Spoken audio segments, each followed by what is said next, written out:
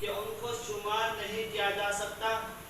چنانچہ قرآن پاک کہتا ہے وَإِن تَعُدُّوا نِعْمَةَ اللَّهِ لَا تُحْصُوهَا، اگر تم اللہ تبارک و تعالیٰ کی نعمتوں کو شمار کرنا چاہو تو نہیں کر سکتے، مگر اللہ تبارک و تعالیٰ کی پاک نعمتوں میں سے سب سے بڑی نعمت ایمان ہے، اور ایمان کے بعد سب سے بڑی نعمت علم ہے۔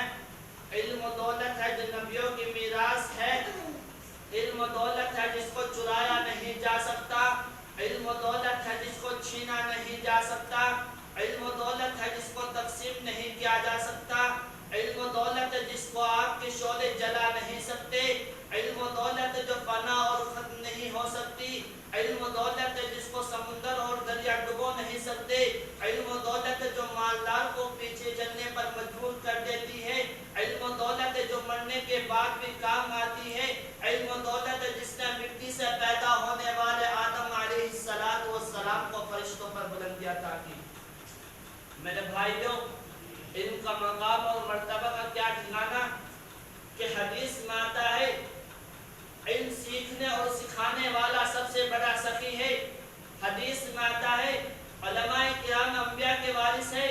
حدیث میں آتا ہے علم کا ایک باب سیکھنا 1000 رکعت نفل نماز پڑھنے سے بہتر ہے۔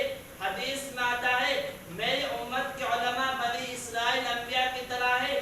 حدیث میں آتا ہے کسی عالم کی مجلس میں بیٹھنا 60 سال کی عبادت سے افضل ہے۔ حدیث میں آتا ہے جو شخص علم کی تلاش میں رہتا ہے جنت اس کی تلاش میں رہتی ہے۔ حدیث میں آتا ہے علم دین حاصل کرو، ماں کی گود سے لے کر قبر تک۔ الغرض بہت ساری حدیثوں کے اندر علم کی فضیلت آئی ہے کہ ہمیں چاہیے علم حاصل کرنے کے لیے تن من دھن کی بازی لگا دیں۔